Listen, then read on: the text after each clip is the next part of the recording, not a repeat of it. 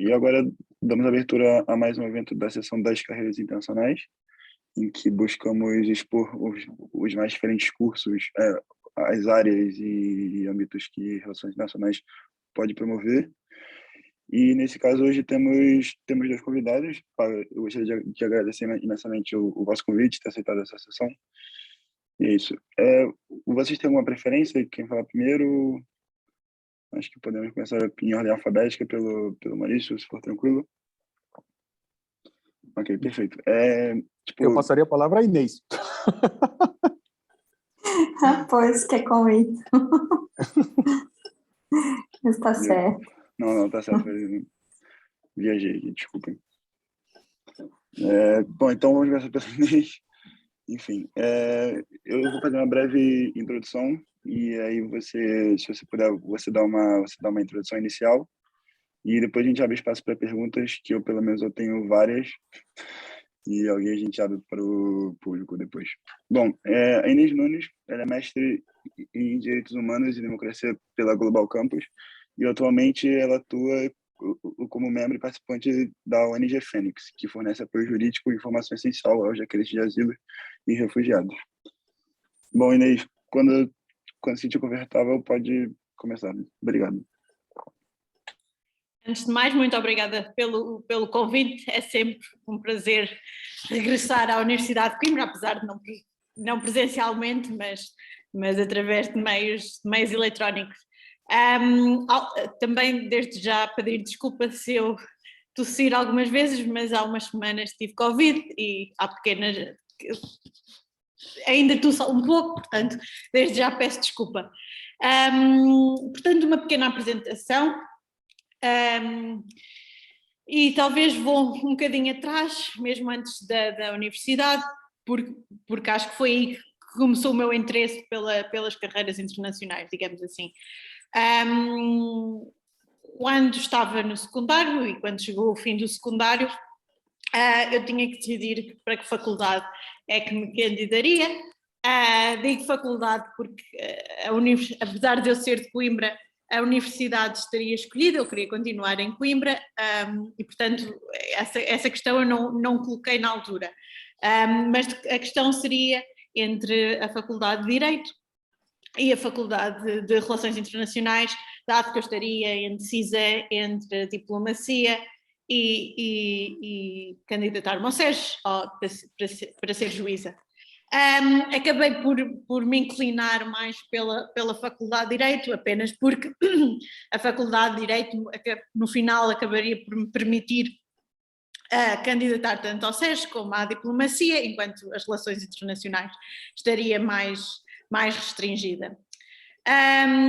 Como irei ver, acabei por não seguir nenhum dos caminhos a que inicialmente tinha planeado, mas tudo certo. Durante o meu curso de Direito, como potencialmente alguns de vocês têm conhecimento, a Faculdade de Direito é bastante tradicional e a maior parte das disciplinas são disciplinas de direito tradicional e mais focado em direito nacional e em direito europeu.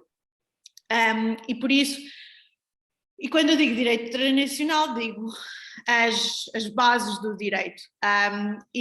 E eu sentia que faltava ali qualquer coisa para o meu conhecimento pessoal, mas também que não era bem aquilo em que eu estava à procura profissionalmente.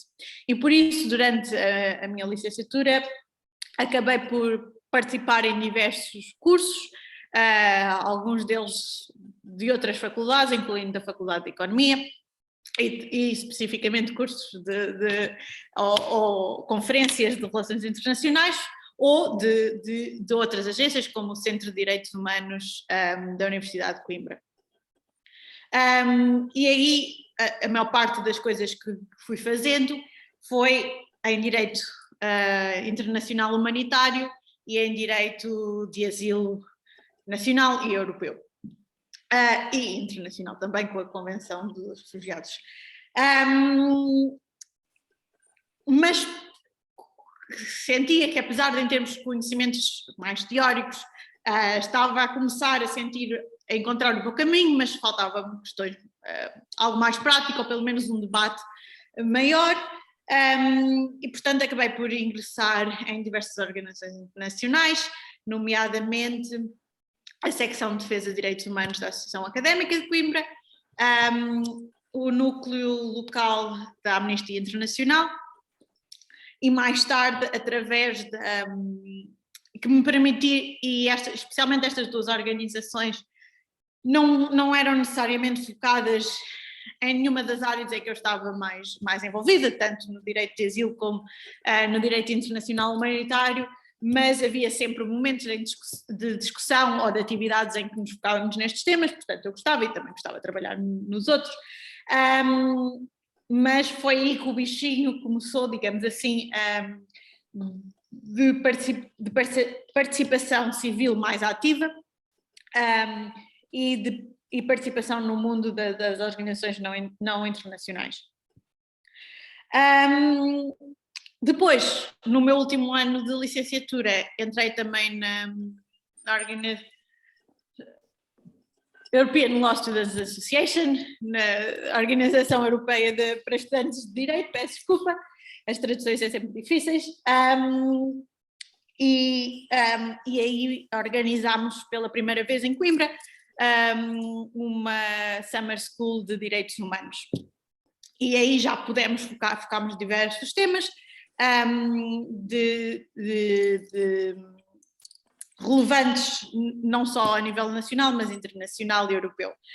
Tivemos também diferentes pessoas participantes, como foi antes do Covid, tivemos pessoas de diferentes países, não só da União Europeia, mas também membros do Conselho da Europa, e portanto foram criadas discussões muito interessantes que me abriram ainda mais o meu interesse por trabalhar não só na área mais internacional, mas em Portugal, mas também ir para fora de Portugal e conhecer novas perspectivas.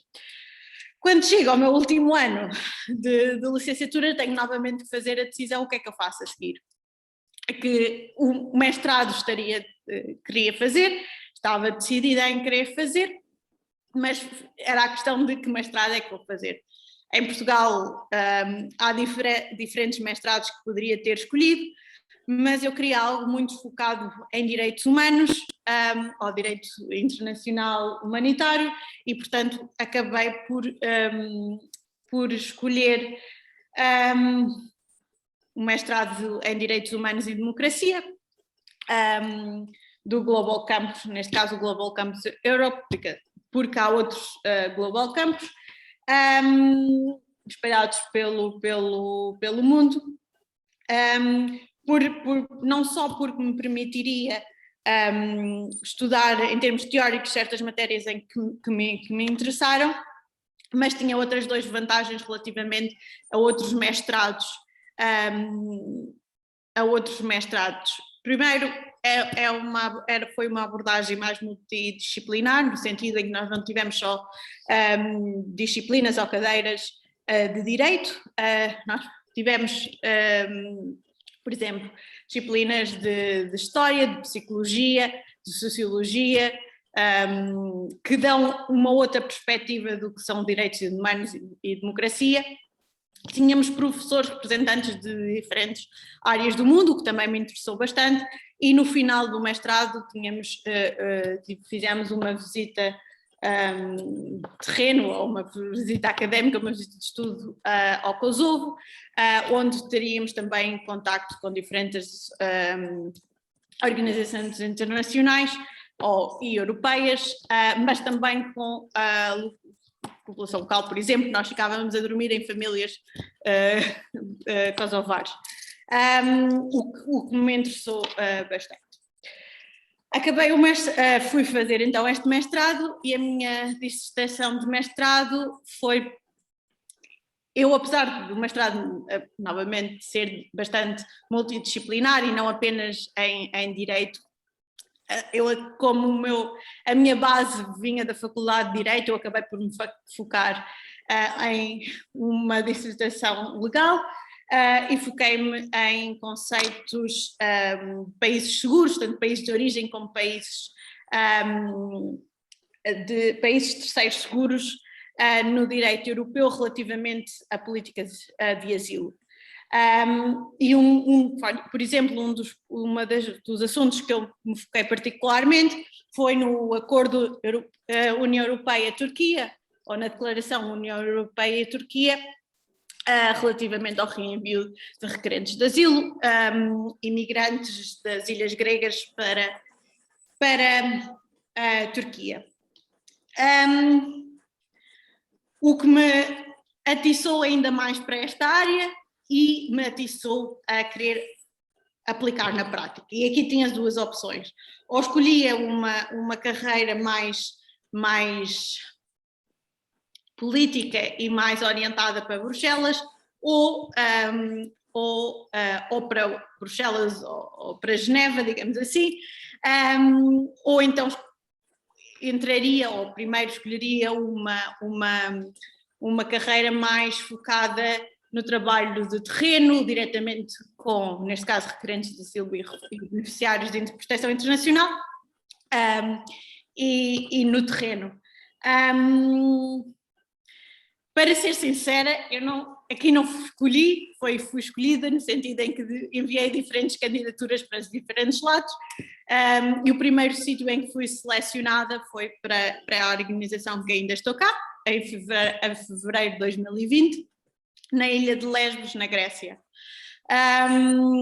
Comecei como numa missão de 6 meses em modo voluntariado, e ao fim de 2 anos continuo aqui, já não em modo voluntariado, porque não seria possível estar 2 anos em modo voluntariado, mas continuo com a mesma organização, com funções diferentes, agora inicialmente numa função mais legal e de apoio nos pedidos de reunificação familiar, ou seja, apresentar argumentos legais para que um requerente de asilo que se encontra aqui na ilha de Lesbos, na Grécia, possa pedir reunificação familiar com familiares em outros Estados-membros, enquanto neste momento me foco mais... em português eu nunca encontro uma boa tradução, mas genericamente advocacia política, onde escrevo relatórios, declarações públicas sobre determinadas declarações do governo grego ou de autoridades políticas, onde tenho reuniões com diferentes outras organizações nacionais ou internacionais que trabalham na Grécia, onde temos comunicação com membros do Parlamento Europeu e da Comissão Europeia, e portanto aqui acabo por ter um bocadinho dos dois mundos, no sentido em que estou no terreno, porque continuo a trabalhar em Lesbos e muitas vezes diretamente com requerentes de asilo e refugiados, nomeadamente quando fazemos queixas ao Tribunal Europeu de Direitos Humanos ou a diferentes mecanismos das Nações Unidas, mas ao mesmo tempo também tenho a parte mais política e de decisão política quando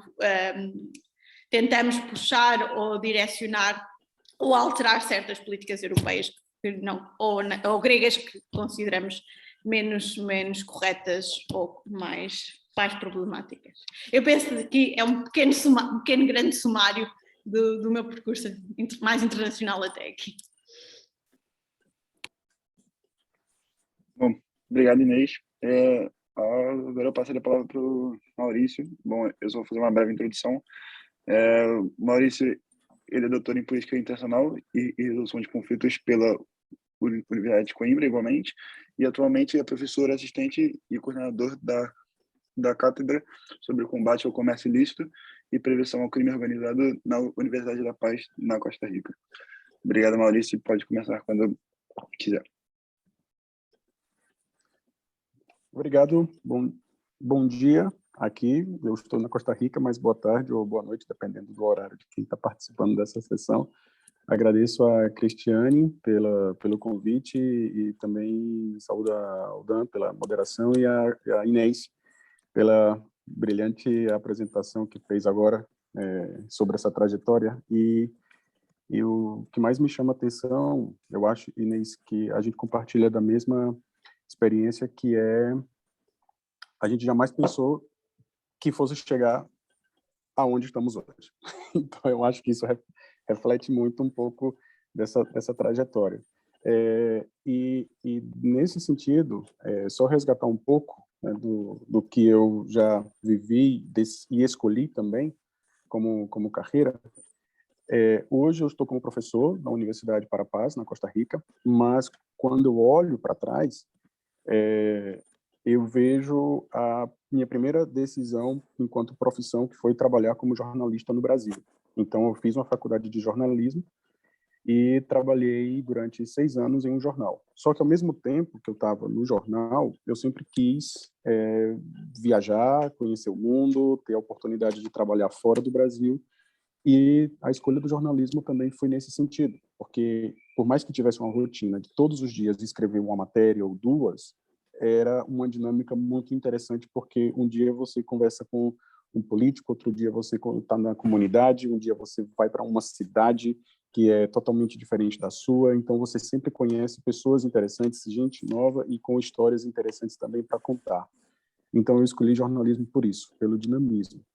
E depois, quando é muito interessante o que a Inês mencionou, a gente sente falta de alguma coisa. Então, que precisa, que tem um conhecimento a mais que a gente precisa adquirir para melhorar tanto a nossa carreira. E foi então quando eu percebi que eu precisava fazer uma especialização. E como eu queria trabalhar fora do Brasil, eu achava que era uma especialização em jornalismo internacional. Mas aí, ao mesmo tempo, tinha uma vontade muito grande de ser diplomata. Então, quem estuda direito, relações internacionais, sempre tem um pouquinho dessa veia da diplomacia e querer buscar também essa trajetória. E o que aconteceu foi, eu não fiz especialização em jornalismo internacional, eu fiz uma especialização em direito internacional e relações internacionais, que me ajudaria para a carreira diplomática, o que acabou não acontecendo, mas eu acho que são coisas assim, nada por acaso. Eu estava na universidade fazendo essa especialização. Quando eu fui no departamento, na secretaria, eu vi o anúncio da chamada de candidaturas para o mestrado em Relações Internacionais na Universidade de Coimbra, na Faculdade de Economia. E era a especialização com foco em paz e conflito. Então, naquele momento que eu vi, eu disse, é esse curso que eu vou fazer. Ou seja, eu estou falando assim de um ano 2010. E quando a gente volta um pouco para 2010, a condição financeira, em termos, quem é brasileiro sabe, a comparação entre real e euro naquele momento não estava tão alto quanto agora, era mais ou menos 2,50. E quando era 2,50 mais ou menos, e quando eu fiz os cálculos do que eu gastaria na especialização no Brasil e no mestrado em Portugal foi a opção. Então, não tinha comparação pelo custo-benefício e, além disso, do título de mestrado em comparação com o da especialização.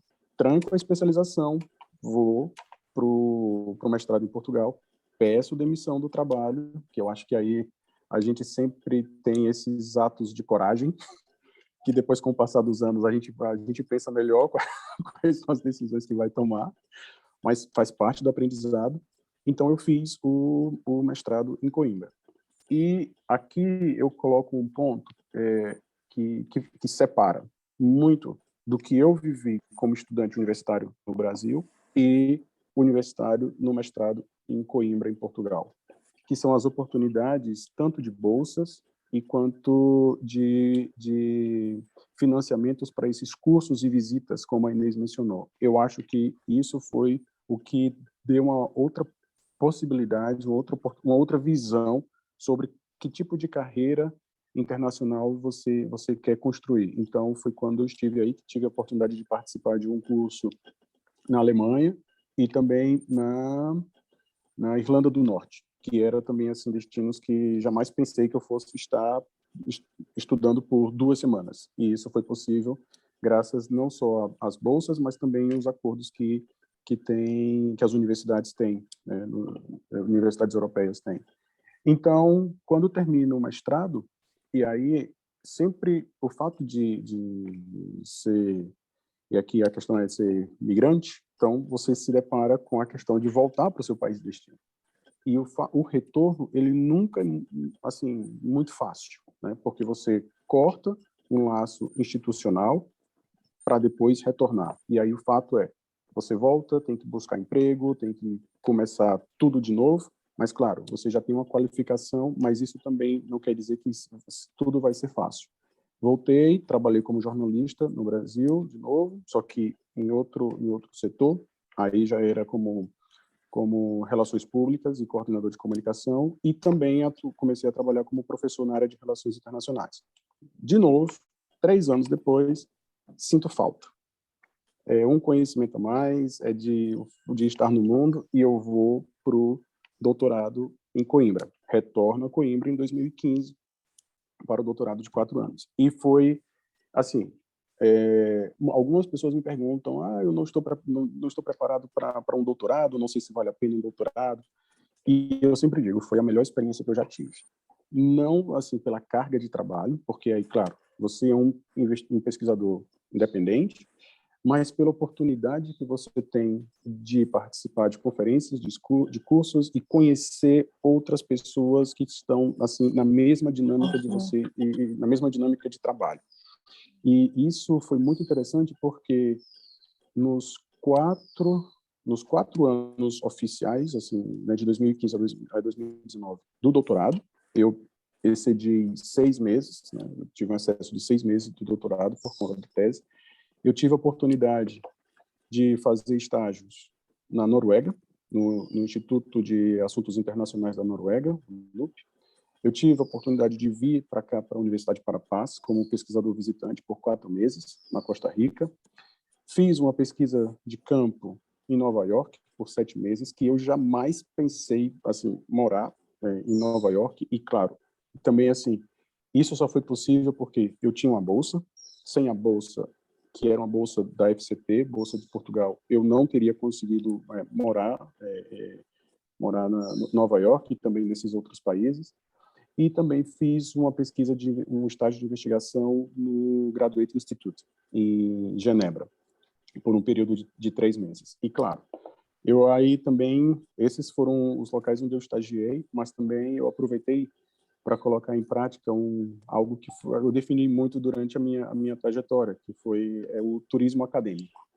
Onde tem curso de verão ou uma conferência que eu possa participar, mas também em um país que eu nunca visitei, que eu nunca estive antes, aí eu vou e me candidato. E o bom é porque a universidade ela te dá um apoio, né? Porque como estudante de doutoramento, eu tinha mais ou menos um apoio financeiro por ano acadêmico. Então eu submetia a esse apoio financeiro e tinha apoio para a compra da passagem e do bilhete aéreo e também hospedagem. Então, era um monto, né, um monto específico que eu tinha que gerenciar de acordo com esse valor. Então, o que acontece eu comecei no jornalismo, fui para as relações internacionais, paz e conflito e segurança, trabalhei com um tema sobre construção de paz, que eu pensava que eu ia para a África, acabei fazendo investigação em Nova York, e quando abriu a oportunidade de trabalho aqui na Costa Rica, que é para trabalhar sobre a análise do comércio ilícito e do crime organizado transnacional, que eu jamais pensei que eu iria trabalhar com esse tema, mas é um trabalho dentro de uma análise sobre a contribuição... Oi? Alô? Sobre uma análise de como que o crime organizado impacta nas dinâmicas de conflito e de paz. Então, assim, de uma forma muito resumida, essa a minha trajetória, e eu acho que, assim, a Inês, a gente não sabe para onde vai. A gente só sabe onde está no momento, que eu não sei se eu perdi conexão. Não. Então, a gente não sabe a gente não sabe para onde vai, só sabe que está com essa responsabilidade no momento, e o mais interessante é saber reconhecer, identificar as oportunidades quando aparecem e identificar se é o momento certo para sair, digamos assim, do ninho mais uma vez. Aí eu passo a palavra a Dan para que possa fazer as perguntas e moderar. Obrigado. Muito obrigado, Maurício. Agora a gente passa a pergunta para o público. Alguém tem alguma pergunta que deseja fazer? Gostaria de fazer uma pergunta para os dois. Bem, primeiro eu vou me apresentar. Prazer, meu nome é Pedro Falcone.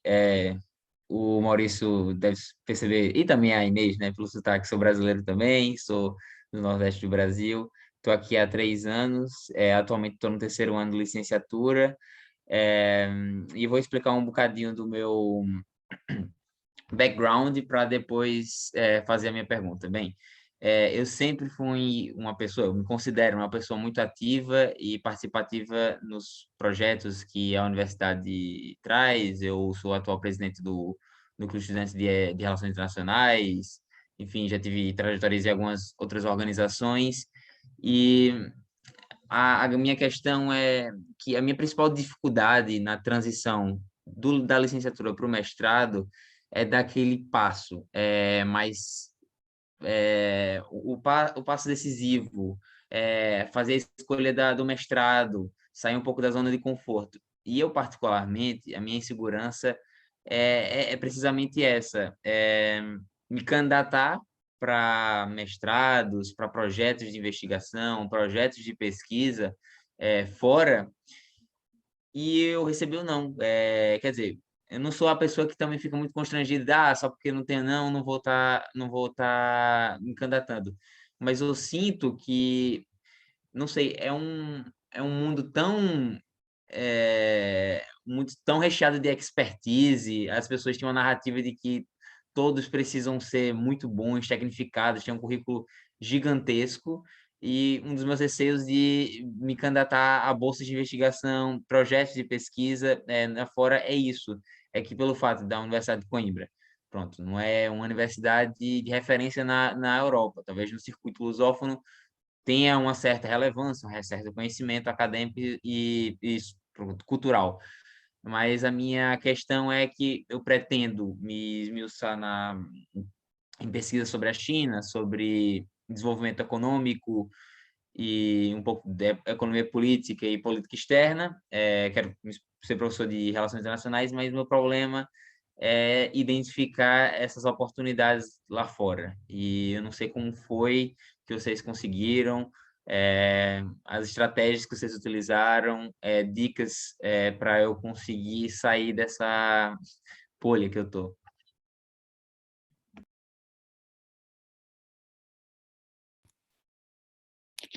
Maurício, não sei começar. Inês, à vontade, se quiser. Bem, a primeira coisa é aquele clichê mas que acaba por ser verdade, é que se não tentarmos, a certeza é que nunca irá acontecer, certo? E, portanto, independentemente da incerteza ou de saber se vamos ser aceitos, é tentar, porque sem tentar nunca iremos conseguir. E eu sei que é um clichê, mas infelizmente é verdade, que não controlamos quem nos vai aceitar ou quem nos vai aceitar. Relativamente à universidade e oportunidades fora de Portugal e fora de países talvez de língua portuguesa, eu diria que investir em saber línguas é sempre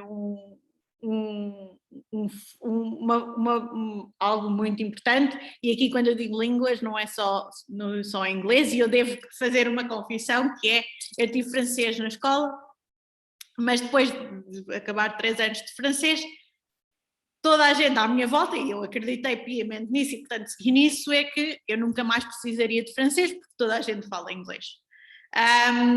Quando cheguei ao mestrado, não tanto, todos nós falávamos inglês e as aulas eram em inglês, mas quando cheguei à vida de trabalho, o francês continua a ser fundamental. E, portanto, o saber línguas, o francês, obviamente, delas para relações internacionais, mas se temos noção de que há um país em qual gostávamos de trabalhar mais, ou certas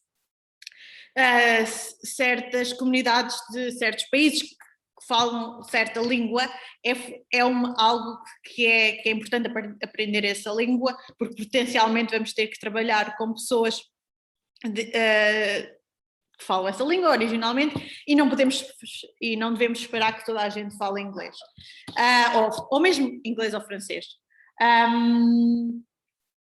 Outra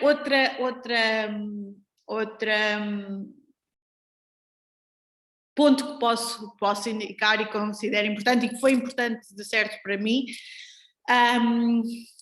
e talvez seja especialmente importante em termos, talvez para compensar uma menor notoriedade da Universidade de Coimbra relativamente a outras universidades europeias, será a participação cívica que fazemos durante a licenciatura, ou seja, evidenciar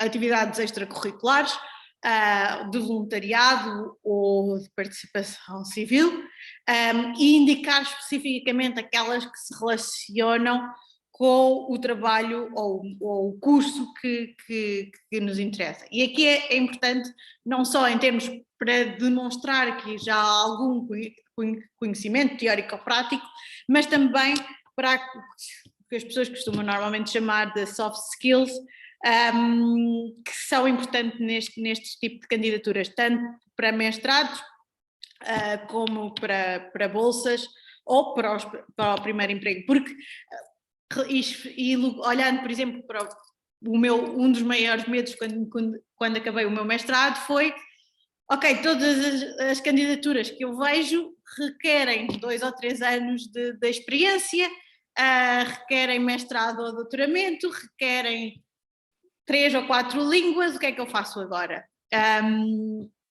E, portanto, não ter medo de candidatar, mesmo que não se cumpra totalmente todos os critérios, tentar, saber que há uma forte probabilidade de receber não e tentar não desmotivar com isso, porque talvez não seja essa a oportunidade, seja outra. Eu, por exemplo, lembro-me antes de vir para aqui, candidatei-me a uma outra organização que, por acaso, porque há uma prática muito grande também de não recebermos respostas para aquilo que nos estamos a candidatar, o que deixa, pelo menos a mim, e eu sou naturalmente uma pessoa ansiosa e, portanto, o não saber se entrei ou não entrei, pelo menos saber que não entrei já me acalma um bocadinho e ajuda-me a dar o passo. Mas uma das organizações a que me candidatei respondeu-me, era uma organização internacional bastante grande e conhecida, e na resposta diz que houve 5.000 candidaturas para uma vaga. Mais pessoas vão tentar se candidatar e, portanto, as probabilidades, mas vai chegar a hora que é essa nova, e não desistir. E depois é evidenciar aqueles pontos que nós temos de fortes, obviamente não mentir sobre aqueles pontos que nós não temos, mas não pôr tão evidente, e mostrar e continuar e mostrar as atividades extracurriculares ou as atividades de participação cívica, assim, eu penso que é bastante importante. E calmo por aqui.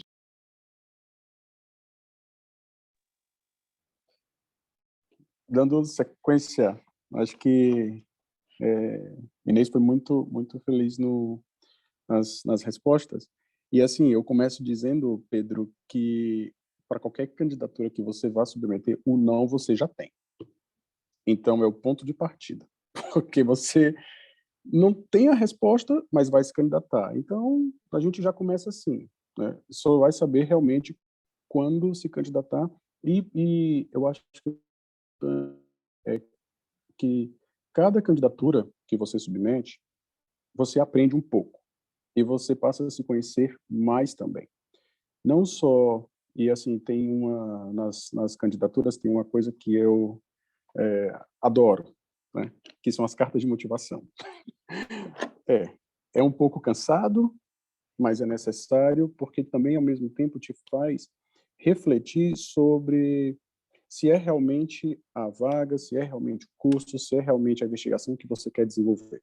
Então, é um processo digamos assim, de maturidade, tanto da escrita quanto também dessa reflexão sobre a sua trajetória de carreira.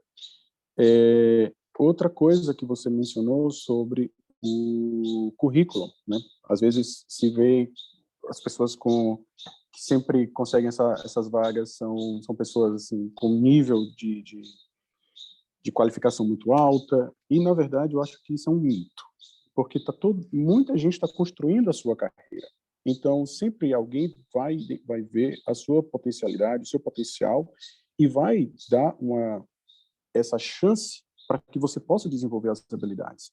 Então, um passo que eu fiz na minha trajetória foi, eu utilizei aquilo que está disponível para todo mundo, assim, de uma forma gratuita, que é o Google. Então, eu sempre colocava bolsas de estudos, relações internacionais, bolsas de estudos, tal, curso de verão, conflito. E sempre apareciam as oportunidades. Então, assim, a gente tem que iniciar um processo, digamos assim, criativo, para identificar esses caminhos e essas oportunidades que a gente possa não só se candidatar, mas também receber uma bolsa de financiamento para isso. E, claro, é uma forma que você tem de aprimorar o seu currículo participando desses cursos. Porque o que acontece? O mais importante de tudo não é o curso que você participa, a conferência que você vai apresentar o seu trabalho, mas as pessoas que você conhece e a rede que você vai construindo, que eu acho que é o mais importante, né? Então, por exemplo, estamos aqui falando sobre esse tema de carreiras e de trajetória. Então, uma coisa que eu já fiz, já procurei a Inês no LinkedIn. Inês, já é parte de buscar de construir essa rede, porque a gente sempre pode um dia trabalhar junto em algum momento e também desenvolver estratégias interessantes. E outra coisa, quando a Inês menciona sobre os idiomas, né? Falar os idiomas, eu acho que é fundamental.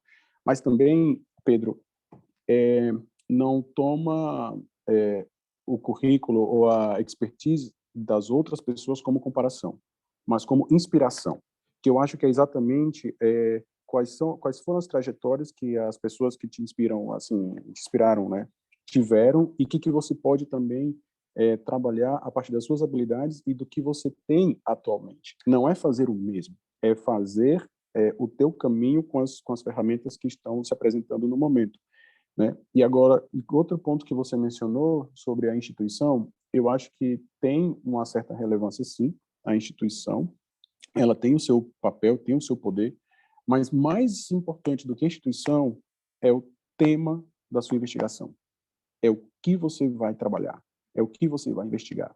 E também, nessa mesma questão, como você mencionou, como um passo decisivo, às vezes pode não estar preparado, a minha experiência foi, eu mesclei o tempo entre graduação, mestrado e doutorado com trabalho. Então, isso sempre me dava outra perspectiva de realmente se eu queria seguir a carreira acadêmica e se eu queria seguir a carreira acadêmica com que investigação. Então, talvez seja também um pouco de não decida agora se não tem certeza, né? Então, toma um pouco de tempo para ver quais são os passos e o caminho que você quer seguir. Termino aqui.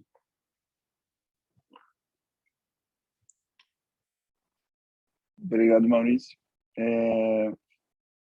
Alguém tem mais alguma pergunta?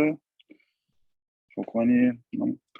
Bom, eu só queria fazer um ponto que eu achei engraçado, não engraçado, mas interessante, que é da vossa inicial intervenção, é que eu sou do período de séries profissionais do núcleo estudante de RI, e a gente tem conversado com bastante profissionais que seguiram essa carreira internacional, e todos que eu perguntei, eles disseram: esse meu posto eu nunca escolhi, mas só apareceu para mim, tipo, aleatoriamente, e eu só me entreguei e fui. Tipo, isso é muito engraçado, porque é literalmente todos eles que dizem isso.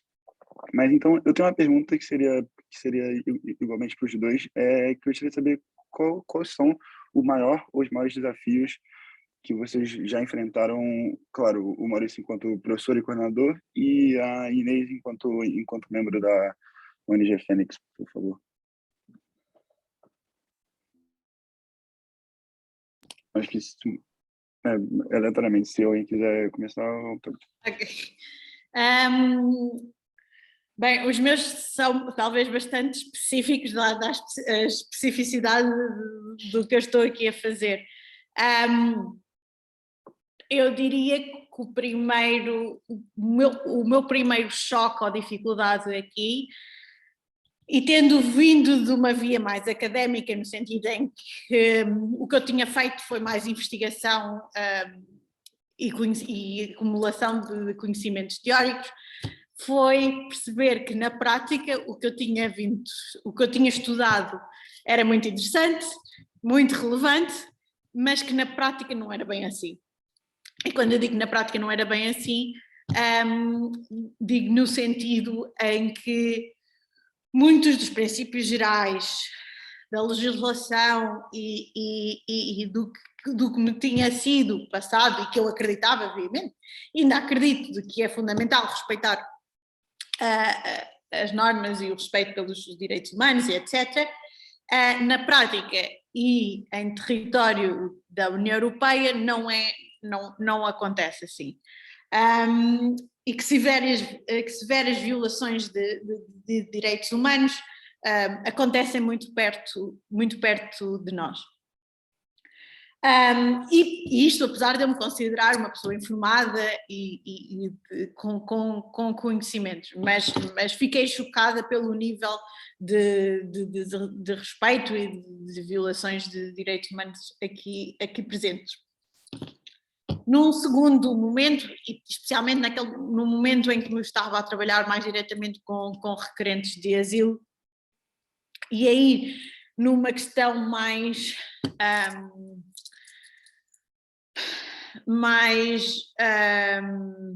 diferente do que da primeira, foi perceber que, estando eu em contacto com pessoas de diferentes origens, de diferentes culturas, com passados completamente diferentes, tendo eu vindo de um país da União Europeia, vim de um país que há anos que não participa numa guerra, ou de uma família de classe média, e portanto sem grandes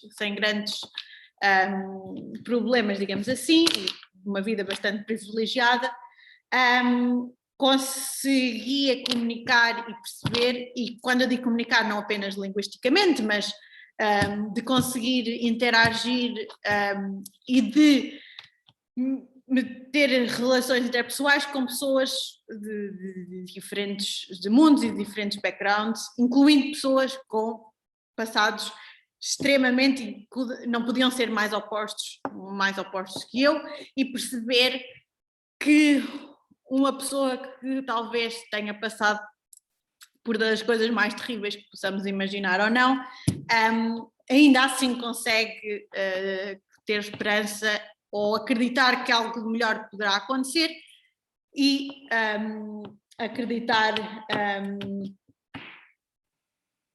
na humanidade. O que, vindo eu, novamente, de uma situação extremamente privilegiada, às vezes, e quando entro em maiores discussões, às vezes perco algum sentimento de que há esperança no futuro.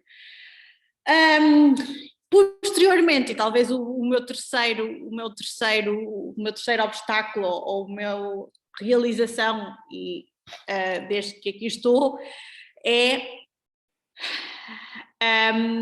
e aí precisamente no lado oposto que eu acabei de dizer, é a frustração na capacidade de dar alterações políticas mais gerais. Ou seja, se, apesar que o nosso trabalho, apesar do contexto geral, que o nosso trabalho em casos concretos conseguimos que certos processos corram melhor e conseguimos certas vitórias, e conseguimos, quando eu digo conseguimos, digo nós, mas maioritariamente as pessoas a que estamos a prestar um serviço, o apoio, conseguimos que naquele específico caso as violações sejam menos ou que o resultado seja mais positivo.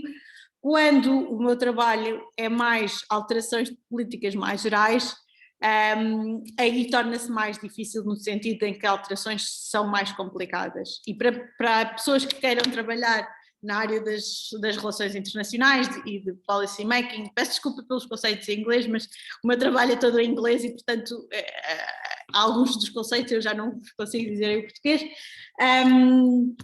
De policy making, decisão política, de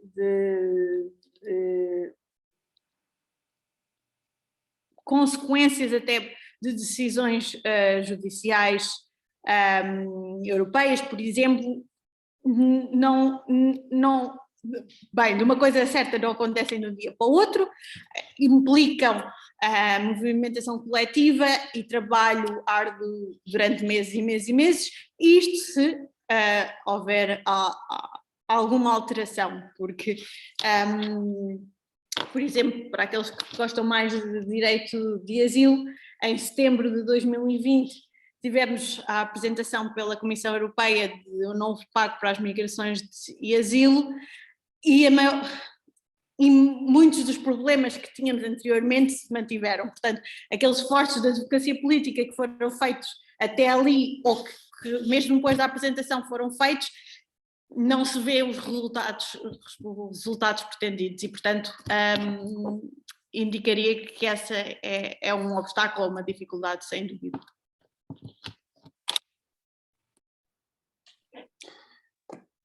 Pensando aqui nos desafios, assim, são desafios muito diferentes dependendo de cada momento, tanto desafio durante quando era aluno do mestrado, desafio durante o doutorado e desafio também durante a reinserção no mercado de trabalho depois do doutorado.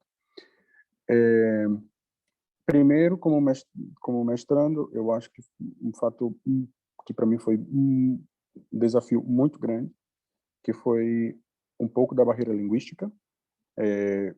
Nunca tinha tido aulas assim com textos em inglês, e isso para mim pesou muito, porque o tempo para ler um texto em inglês é maior do que se ler um texto no idioma materno. E isso para mim foi um desafio muito grande no primeiro momento, e isso gerou um certo desconforto, como que, será que fiz a escolha certa? Será que foi bom? Mas assim, claro, tudo é uma questão que eu acho que quando a gente toma a decisão de buscar uma forma de se adaptar ao novo meio, né? Se adaptar aonde se encontra. Então, foi algo que foi superado também junto com alguns outros colegas brasileiros que também passavam pela mesma dificuldade, e isso foi assim superado. E claro, é uma forma também de adquirir fluência. Então, esse foi um dos desafios encontrados durante o mestrado.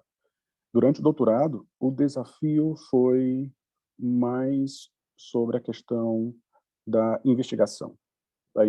Porque não é simples definir um tema que você vai trabalhar durante 4 anos. E aí é uma questão mesmo de pensar que você vai desenvolver, como você vai acordar pensando no tema, vai dormir pensando no tema, almoça pensando no tema, tudo que você faz é pensando na sua tese. Então, assim, tem que ser uma relação mesmo de muito carinho com esse objeto de investigação.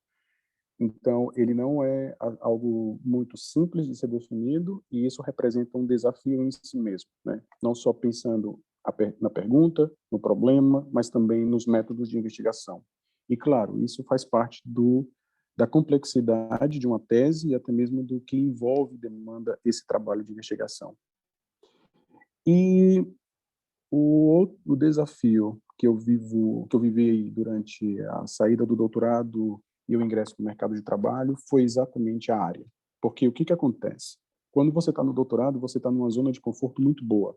Você tem o controle do seu tempo, da sua produtividade, então você faz aquilo que você quer, né? Porque você define a sua investigação. E quando eu apliquei para uma posição de trabalho que era professor assistente, tudo bem que tem a área de paz e conflito, que é a minha área de mestrado e doutorado. Mas quando eu vi crime organizado e comércio ilícito, eu disse, eu não tenho nada a ver com isso. E isso para mim foi um desafio, porque será que eu aplico ou não? Eu arrisquei. E eu acho que o mais interessante é quando você arrisca, eu acho que é é identificar que é uma oportunidade de aprendizado e que ou você tem a sorte de gostar do tema, ou você também, como rechaçar o tema e não se identificar. E aconteceu o fato de gostar do tema. É muito envolvente o fato de eu chegar na universidade aqui e, durante a entrevista, a primeira coisa que eu disse foi: eu não trabalhei com crime organizado, não tenho leitura sobre crime organizado, meu enfoque é paz e conflito e reconstrução pós-conflito. Então, isso já dá uma segurança de mostrar quem eu sou e das minhas habilidades. Mas, ao mesmo tempo, quando veio o resultado que eu fui selecionado, mesmo não tendo esse conhecimento específico, foi algo que a universidade como que acreditou e me deu a oportunidade de, ok, vamos construir esse departamento, essa investigação juntos. Traz o teu conhecimento que nós temos o nosso. Então, isso foi algo muito importante e valioso que considero da instituição. E foi, assim, um encontro de áreas muito interessante, porque não só você aprende, como também, no meu caso, aprender sobre o crime organizado e o comércio ilícito, mas também identificar como que essa área ela pode ser analisada pela ótica dos institutos de paz e conflito. E isso me deixou mais confortável para estar nesse ambiente. Então, o desafio eu vejo como um passo muito importante de como que você vai aprender diante dessa dificuldade. Então, é basicamente isso, Dan. Obrigado, Maurício, mesmo uma vez. Bom, eu acho que agora a Cris tem uma pergunta. Cris, quando quiser. Olá, gente. Bom, estou sem vídeo, né? Desculpa. Eu fiz recentemente um treinamento para operações de paz e ação humanitária. Inclusive, a indicação de vocês veio através da Rita Perdigão, né? Do curso de Direitos Humanos, né? Queria saber, porque uma coisa é a gente fazer esse curso, entender isso, a legislação disso, outra coisa é a gente vivenciar mesmo no terreno essa situação de crise, né? Então, não sei se vocês poderão compartilhar um pouco dessa experiência, né? Como foi chegar, o impacto que isso teve, se não teve, coisas que vocês aprenderam depois ou coisas que vocês usaram a partir do momento que tiveram esse treinamento. Tá bom? Quem quiser começar. Deixa só eu começar, Inês, para dizer o seguinte, que eu fiz o curso, mas, Cristiane, eu não tive assim, a oportunidade de aplicar o conhecimento, nem antes, nem depois. Então, porque eu pensava que eu iria para um contexto pós-conflito durante a minha investigação do doutorado, né, que eu pensava que eu ia para a África, mas quando a minha orientadora leu o meu projeto de investigação, ela disse, não, isso não tem nada a ver com a África, você vai para Nova York, porque o que você quer está totalmente no ambiente do multilateralismo. Então, eu acabei não tendo essa experiência.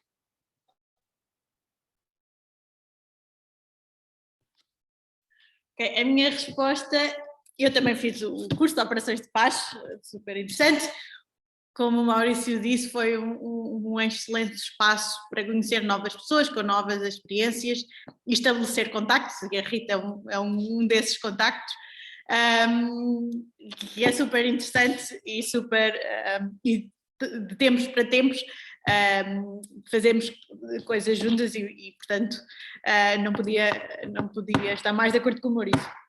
Relativamente à experiência, eu diria que, para mim, a minha experiência, ou seja, eu estou na Grécia, numa ilha grega, que não é propriamente um contexto de conflito ou pós-conflito, mas infelizmente não deixa de ser um contexto de uma situação humanitária, agora talvez ligeira menos, e poderíamos estar aqui a tarde inteira a discutir porque é que agora é menos, mas o que interessa é que, por exemplo, especialmente no início quando o Covid apareceu, em que cerca de 20 mil pessoas viviam numa situação similar uma situação de sem-abrigo. E eu, quando digo cerca de 20 mil pessoas, especialmente para um público talvez maioritariamente brasileiro, possa não parecer muita gente, mas para a ilha de Lesbos é imensa gente. Só para terem uma noção, o campo de refugiados era equivalente à segunda, ou seja, tornou-se o segundo maior espaço onde pessoas viviam. Ou seja, a capital Mytilene era a maior, com cerca de 30 mil pessoas, e depois era o campo de refugiados. E, portanto, ter cerca de 20 mil pessoas a viver numa situação de sem-abrigo, neste contexto, é muita gente.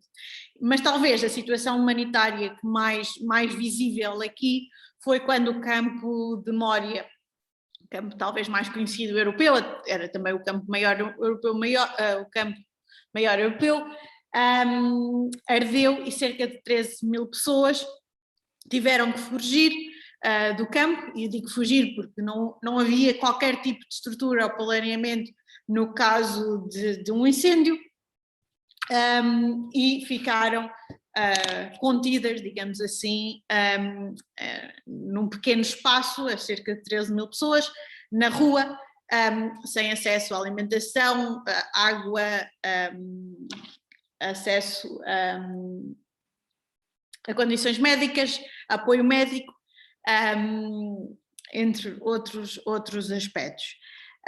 E digo, só como indicação, indico que foi uma questão bastante complicada, não apenas para gerir a emergência na altura, mas também porque, ao mesmo tempo, e colocando isto de forma sem comentários, digamos assim, tanto grupos fascistas como grupos locais fartos de acolher requerentes de asilo e imigrantes aqui na ilha acabaram por se juntar, e para além da situação humanitária que tínhamos com as pessoas, também havia violência tanto contra requerentes de asilo como contra atores humanitários, incluindo nós. Por exemplo, só de dar uma indicação, o nosso escritório, houve uma vez que tivemos que nos esconder todos e desligar as luzes, tapar as portas, porque estávamos a ser, não necessariamente atacados, mas tinham enviado pequenas bombas, etc. Tivemos colegas nossos que foram agredidos, carros foram partidos, estradas bloqueadas, portanto foi uma situação. Para dar outra indicação, nós na altura tivemos um treino com uma pessoa que estava a trabalhar, essa sim, num contexto de conflito no Iraque, para quando estava, e o treino foi especificamente para fornecer alimentação nesta zona onde as pessoas estavam contidas, dado os riscos de segurança que havia no local. Portanto, eu digo que tenho meio a experiência que o curso de Operação de Paz me ajudou no sentido, não tanto no sentido em termos de conflito, mas outros aspectos, nomeadamente em pensar que antes de vir para aqui e depois nestes momentos específicos de maiores crises, a preparação que devia fazer, o planeamento que tínhamos que ter. Obviamente o plano é uma das coisas que é dita, o plano irá sempre alterar, mas ter um plano para saber por onde começar, a necessidade de colaborar com autoridades, e aqui nem sempre é fácil, porque nem sempre as autoridades são muito favoráveis a organizações não governamentais, e portanto isso é preciso de gerir. A necessidade então, de colaborar com as autoridades, o planeamento e por outro lado, a noção de que, ou seja, quando estamos no terreno, e aqui quando íamos fazer distribuições de alimentos ou verificar qual era a situação e o estado em que algumas das pessoas com quem trabalhamos estavam e onde estavam, é irmos sempre em grupos, ou seja, íamos uma pessoa, uma pessoa para falar diretamente com quem nós queríamos conversar ou para fazer a distribuição, ter outra pessoa que seria o tradutor, porque a maior parte das vezes era comunicação com pessoas com que não tínhamos a mesma língua, mas também ter uma terceira pessoa que estaria a observar o local para verificar se havia algum elemento que iria desencadear a nossa segurança ou a segurança com quem estaríamos a conversar e, portanto, iria indicar e ajudar. Portanto, sim, eu diria que apesar de depois as aplicações práticas são diferentes de cada caso para caso, mas os conhecimentos teóricos e as ideias de base de planeamento e preparação foram muito importantes. Sim. E novamente digo, eu estou numa ilha grega e, portanto, tem as vantagens de estar numa ilha grega, tem as vantagens de estar ainda em território europeu e sendo eu cidadã europeia tem essas vantagens, mas apesar de tudo isso é uma situação humanitária e, portanto, o curso de operações de paz ajudou bastante. Também para preparar mentalmente, só acabar, preparar mentalmente, porque às vezes é algo que não pensamos, especialmente se vimos para missões de pouco tempo, e quando digo pouco tempo, de 3 meses ou menos, vimos com aquele espírito que vamos e estamos preparados para tudo. E às vezes essa não é a melhor preparação mental para enfrentar este tipo de contextos. Eu queria só incluir um ponto que comentou Inês, que por mais que eu não tenha tido experiência de participar de alguma missão de paz, até que existe essa possibilidade por alguns programas, como o Programa das Nações Unidas, o Programa de Voluntários das Nações Unidas, que pode atuar em algumas operações de paz, eu não tive essa oportunidade, mas a minha escolha para fazer esse curso, o OPA, né, que foi eu fiz em 2016, se eu não me engano, fiz em 2016, me deu essa perspectiva sobre pensar como é estar no terreno. Então, isso, e além do mais, eu sou do Brasil, venho de uma região do Brasil que nós não temos essa cultura de enviar, assim, pelo menos alguns militares, temos a cultura de militares brasileiros em operações de paz, mas não ter esse tipo de treinamento na região onde eu morava no Brasil. Então, o fato de ter essa oportunidade já amplia um pouco a perspectiva sobre como é que é estar numa missão de paz e quais são as dificuldades que alguém pode encontrar. Então, era algo muito mais em caráter preventivo, se um dia surge a oportunidade de ir, né, que seria interessante como aplicar esses conhecimentos.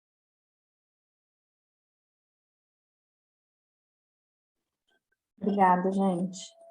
Só uma última coisa, que eu nem sei se precisa estender tanto. Por exemplo, Inês, você acha que com essa guerra da Ucrânia agora e toda essa crise massiva de refugiados, de alguma maneira isso impactou, eu não sei se você tem conhecimento das demais organizações, né, que trabalham nessa área, mas impactou as operações no âmbito de gestão de recursos, mesmo de pessoas? Se você puder falar, se tiver informação sobre isso.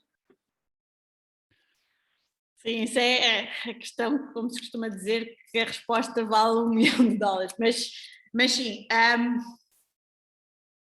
eu penso que a resposta mais rápida seria sim, especialmente no sentido de não em termos apenas monetários, ou seja, a maior parte dos financiamentos neste momento são para diretamente ajudar na Ucrânia ou para ajudar a acolher aquelas pessoas que fugiram da Ucrânia. Mas também em termos político-imediatos, no sentido em que a atenção da maior parte das políticas nesta área, a maior parte dos debates que existem neste momento nesta área, isto no contexto europeu, atenção, talvez um pouco também a nível das Nações Unidas, e a maior parte das notícias neste momento são sobre a invasão da Ucrânia pela Rússia e as consequências dessa invasão. Eu tento sempre ter cuidado quando ou internamente, quando discutimos aqui este tema ou não, apenas e só dizer que, por exemplo, aqui em Lesbos isso verifica-se muito, porque com países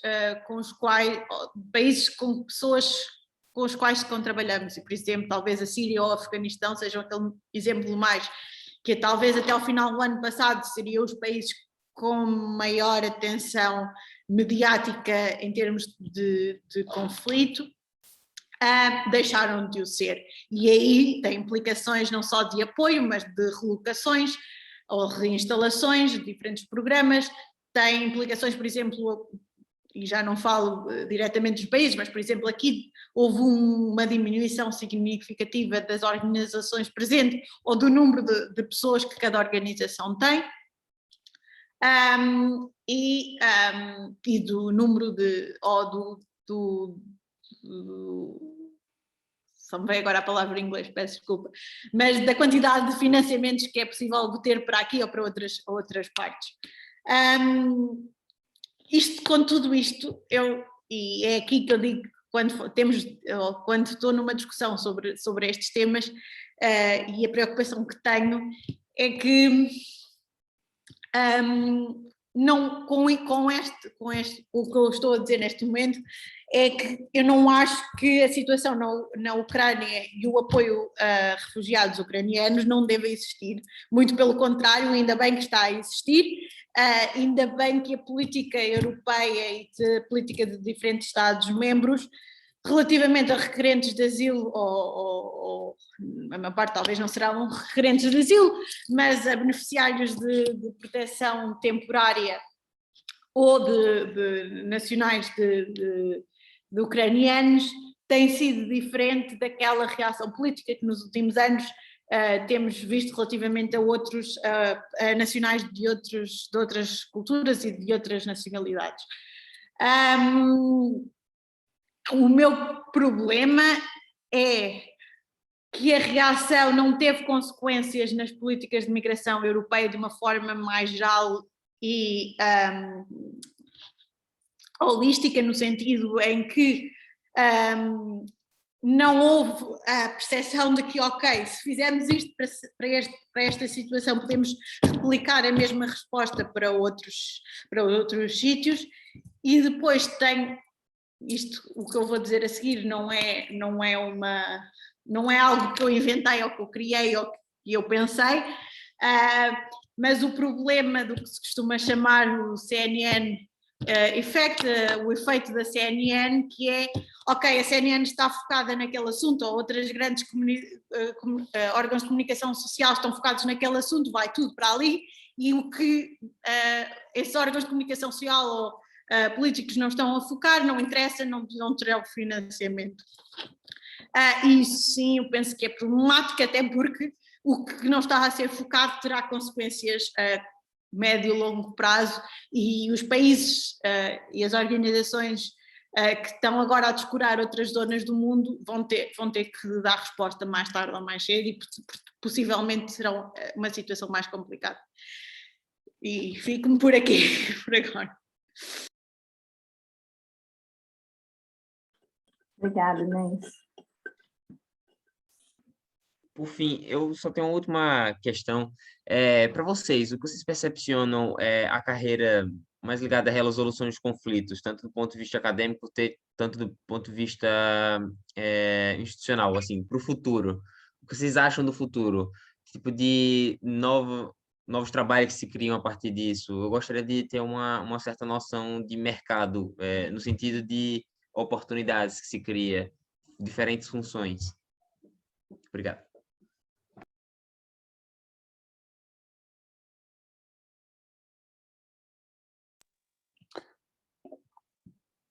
Acho que eu começo, Inês.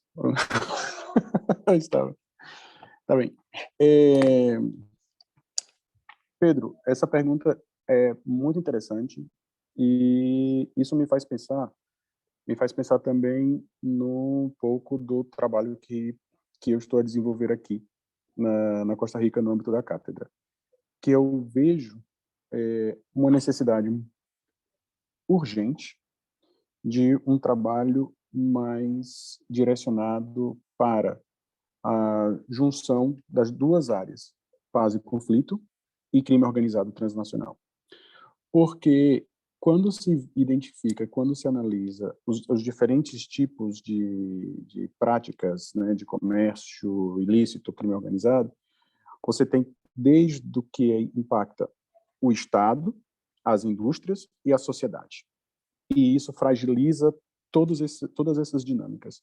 Então, não é só desde o contrabando de cigarros, com tráfico de seres humanos para fins de exploração sexual, como contrabando de areia, que às vezes não se fala, mas existe, o impacto ambiental com a exploração, né, de tráfico de animais silvestres, e também o cybercrime, ou seja, existe uma variedade de crimes que afetam as dinâmicas ou as estabilidades, né, a estabilidade estatal e também a sociedade, e acho que isso vai demandar repensar que tipo de resolução de conflitos vai surgir a partir dessas práticas ilícitas. Então eu vejo uma necessidade urgente em fazer a junção paz e conflito e crime organizado, porque em Portugal não identifico, mas se vamos para o Brasil, nós temos PCC, Comando Vermelho,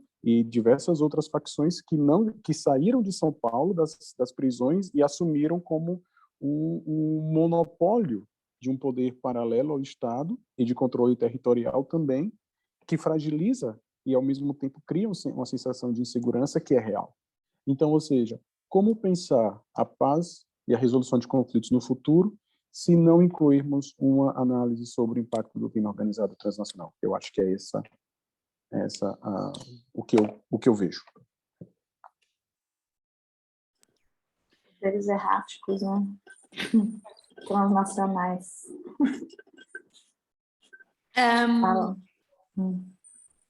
Eu não podia estar mais de acordo, apesar de eu nunca ter estudado essa perspectiva, mas não podia estar mais de acordo. Então, talvez dando uma outra perspectiva no sentido complementar e não contraditória, eu diria que, por um lado, organizações internacionais, governamentais ou não governamentais, têm que e não só organizações, incluindo aqui também Estados, têm que assumir qual é o objetivo final, ou seja, qual é o ponto final que pretendem, e que se o objetivo final é a resolução de conflitos, e aí entrando um bocadinho o que já foi dito, o tráfico ou o comércio legal de armas será um ponto fundamental de discussão e de trabalho, porque por exemplo, ao mesmo tempo, e aqui os diversos Estados-membros são ótimos nisto, politicamente e no discurso de promoção de direitos humanos, têm um fantástico discurso a dizer que o objetivo será a promoção de direitos humanos, ao mesmo tempo são dos maiores vendedores de armas para Estados para eles próprios, mas também para outros Estados que estão diretamente relacionados com conflitos, e portanto não é possível ter as duas coisas ao mesmo tempo. Isso sim será contraditório. Por outro lado, acho que é também fundamental, e não acho que, eu não sou da opinião que acho que organizações governamentais internacionais ou organizações não governamentais internacionais ou europeias deixarão de ter um papel extremamente relevante em termos internacionais e nas diferentes áreas do mundo, mas acho que é também fundamental deixarmos a ideia de lado, até agora muito presente em situações de conflito e situações humanitárias, de que estas organizações governamentais ou não governamentais têm respostas para todos os problemas e percebem qual é a melhor solução para cada situação. e que a colaboração entre a sociedade civil do local em que a situação que estamos a discutir, a sociedade civil desse local, e quando aqui digo sociedade civil, falo de organizações locais, mas também organizações políticas, dependendo do caso, porque se for uma situação de Estado falhado é mais difícil, mas acho que a participação local é fundamental e temos que deixar de pensar que as intervenções internacionais, sem qualquer tipo de considerações culturais, políticas, civis, sociais, locais, são a resposta para os problemas, porque já percebemos que não o são, potencialmente já vamos tarde, mas que é preciso essa constante comunicação, e a cooperação é fundamental, e acho que para mim estes dois pontos são também fundamentais, e penso que serão oportunidades de percursos académicos também muito relevantes. Bom, obrigado. Alguém tem mais alguma pergunta? Cris, Pedro? Então eu vou tomar isso como um não. Bom, então eu acho que já a gente já poderia encerrar a sessão. Queria agradecer imensamente o vosso convite. Eu acho que a sessão foi ótima mesmo. É muito bom eu sempre ter uma conversa mais próxima assim com profissionais que são da nossa área, e é isso. Muito obrigado. Cris, quiser falar? Não. Obrigada, Maurício, obrigada, Inês, realmente é enriquecedor. A gente vai subir esse material, tem um canal no YouTube, que vai ficar à disposição. Nina, mas eu vou começar a fazer isso só no final do projeto, e eu vou dizer que não, porque muita gente faltou hoje.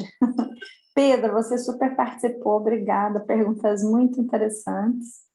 E, claro, agradecer ao Dan, com a parceria com o Núcleo de Estudantes de Relações Internacionais da Faculdade da Universidade de Coimbra, né?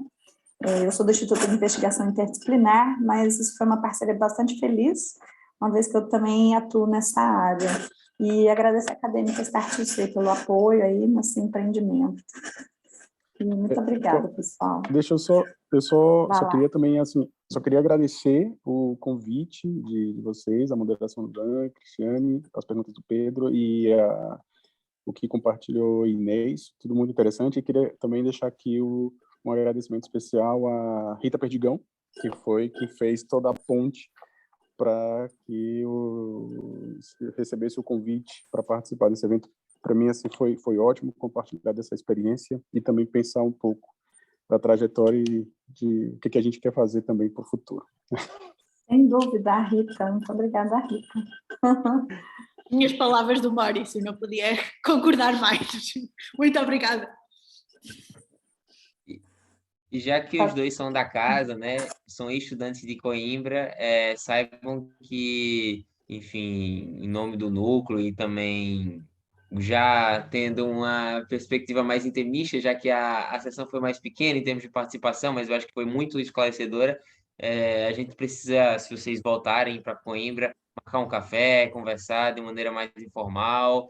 Enfim, eu já tentei adicionar os dois pelo LinkedIn, já fiz o convite, portanto, vamos engajando, nos conectando, e obrigado. Claro que sim, muito obrigada. Vai ser um prazer. Indo a Coimbra, aviso. Muito bem, só mandar. Certíssimo. Um abraço. Tchau, pessoal. Tchau, Obrigada. gente. Obrigado. Deus. Tchau.